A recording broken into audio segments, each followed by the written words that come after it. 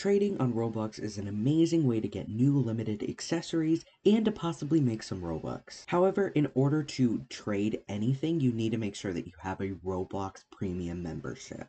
Once you've subscribed to Roblox Premium, all we need to do is go to Settings, and then we want to go to Privacy. After this, we'll scroll all the way down to where it says Other Settings, and you can see there's a question that says, who can trade with me? You can change this to everyone, friends, users I follow, and my followers, or friends and users I follow, or friends, or no one. I'm going to keep mine at everyone for now, but you can change that to whatever you want. And then you can also set your trade quality filter to whatever you want as well. So you can either do no trade quality filter, low trade quality filter, medium trade quality filter, or high trade quality filter. This basically means the higher you have your trade quality filter, the less trades that are gonna come in. So Roblox is going to automatically go through the trade and see if it's worth your while, and it's going to sort the trades depending on the matching Robux values, and then it'll remove any trades that look unfair. We'll get into the Robux values in a bit, but for now, let's look at the logistics of how to trade.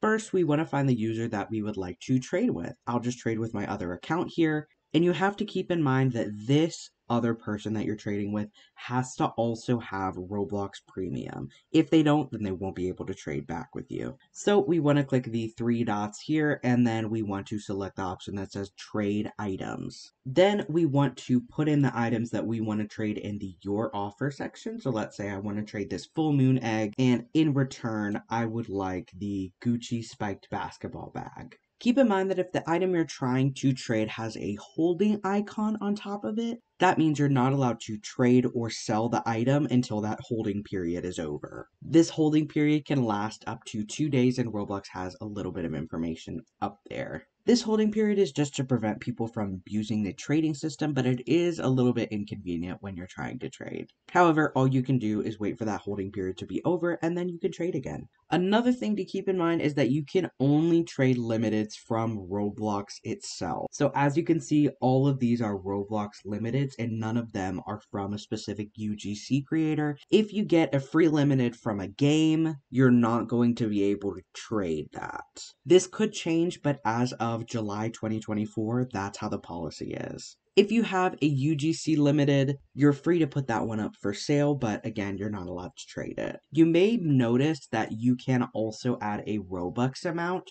So for example, this one is worth 146 and this one is worth 191. If I want to even out the trade offer so it doesn't get automatically knocked down by the trade quality filter, I can add 50 Robux. So this is technically worth 196 versus 191.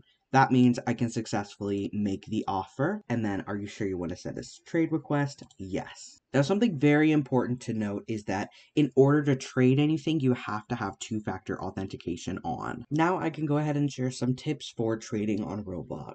Number one is to make sure your Robux values line up accordingly. The Robux value of a limited is basically how much people are currently selling that item for. The fun thing about limiteds is that their values can drastically increase or decrease depending on how the market looks for that specific item. This means different prices can come around at different times of year, depending on how cool the item looks, and even what serial number it has. Serial number basically means the order in which this item was purchased. So that means the lower the serial number, the earlier it was purchased, therefore making it way more valuable. A lot of different factors can influence the Robux value of a specific item, and you want to make sure you're not overpaying for something if you don't think the value will increase. Or if you're buying it for purely aesthetic reasons, or you like the accessory, or you just want to own it, you can go ahead and overpay a little bit, but I wouldn't recommend doing it too much. Once you make a trading offer, you can go ahead and find it in the trade section,